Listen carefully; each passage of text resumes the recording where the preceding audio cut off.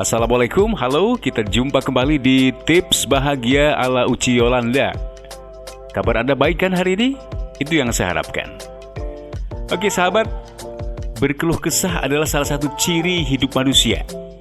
Karena memang Tuhan menciptakan manusia sebagai makhluk yang suka berkeluh kesah. Curhat, mencurahkan isi hati, atau sharing, coba berbagi derita, itu sering kita lakukan dengan teman atau siapapun yang kita anggap orang dekat kita. Bolehkah kita berkeluh kesah, mengeluh, atau curhat tentang penderitaan kita, kesusahan kita? Ya, tentu boleh-boleh saja. Itu manusiawi dan siapapun mengalami itu. Karena memang kehidupan yang berat secara tidak sadar memunculkan keluh kesah kita. Ada beban yang menekan, ada sesuatu yang menghimpit jiwa kita, kemudian muncul keluh kesah atau curhatan hati yang menderita itu. Tapi apakah keluh kesah menyelesaikan masalah? Curhatan penderitaan kita kepada orang lain, apakah itu akan menjadi sesuatu yang bisa menyelesaikan masalah kita? Apakah setiap orang yang kita curhatin itu kemudian bersimpati dengan kita, kemudian memberikan solusi pada kita? Bisa saja iya, mereka simpati dan berempati pada kita, kemudian menawarkan solusi penyelesaian dari apa yang kita keluh kesahkan itu. Tapi tidak jarang juga yang kemudian mengabaikan, tidak menghiraukan, mungkin beranggapan emang gue pikirin, itu masalah lo, apa urusannya dengan gue? Bisa saja kita menemukan orang seperti itu ketika kita berkeluh kesah pada seseorang. Maka, kapan sih kita boleh berkeluh kesah?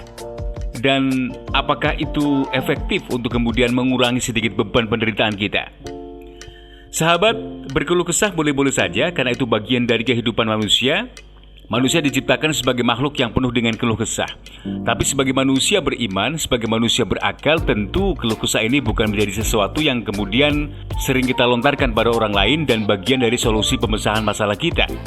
Karena berkeluh kesah sejatinya adalah menunjukkan kelemahan jiwa kita, kekurang kuatan mental kita, sehingga yang muncul adalah keluhan dan mungkin curhatan berisi penderitaan kita. Sebaik-baik kita adalah yang bisa mengelola keluh kesah itu untuk kemudian tidak terlontar keluar. Biarlah keluh kesah itu kita tahan dalam diri kita untuk tidak terekspos keluar, karena hakikatnya kita sendiri yang harus menyelesaikan masalah kita. Dan kalau kita pikir dengan jernih, bukan hanya kita saja yang punya masalah. Orang-orang di sekitar kita, mereka juga punya masalah. Tapi kenapa mereka tidak berkeluh kesah? Karena mereka sadar bahwa keluh kesah yang akan disampaikan belum tentu menyelesaikan masalah mereka, sehingga mereka memutuskan untuk tidak berkeluh kesah kepada orang lain.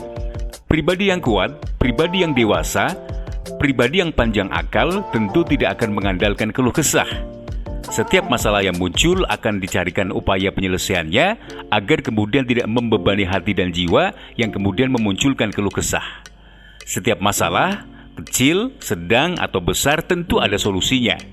Dan kemampuan kita memanage masalah untuk bisa kita selesaikan bukti kebesaran dan kedewasaan kita. Kalau sedikit-sedikit masalah kemudian kita berkeluh kesah, maka yang akan muncul adalah kerapuhan jiwa yang menyebabkan kita menjadi pribadi yang cengeng. Berkeluh kesah pada orang lain tidak selalu memunculkan solusi, malah justru kemudian orang lain menilai kita sebagai pribadi yang lemah. Sesungguhnya, akar dari munculnya keluh kesah adalah masalah yang timbul pada diri kita. Karena setiap kita punya masalah, maka yang terbaik adalah kita tenang menghadapi masalah kita cari solusinya, kemudian kita eksekusi untuk menyelesaikannya. Sehingga kemudian ketika masalah itu selesai, hilang, maka tenanglah hati kita, maka kita akan jauh dari keluh kesah. Jangan jadikan keluh kesah sebagai alat untuk mendapatkan simpati orang lain, yang seolah-olah kita ingin orang lain membantu kita. Atau kemudian itu dijadikan alat untuk kita agar orang lain bersimpati pada kita. Jangan mengekspos penderitaan dan kesusahan diri kepada orang lain, karena belum tentu orang lain simpati dengan penderitaan kita. Bukankah setiap kita diberikan kemampuan yang sama untuk menghadapi hidup ini? Maka, hadapilah hidup dengan segala kekuatan yang ada dan selesaikan masalah yang muncul pada diri kita.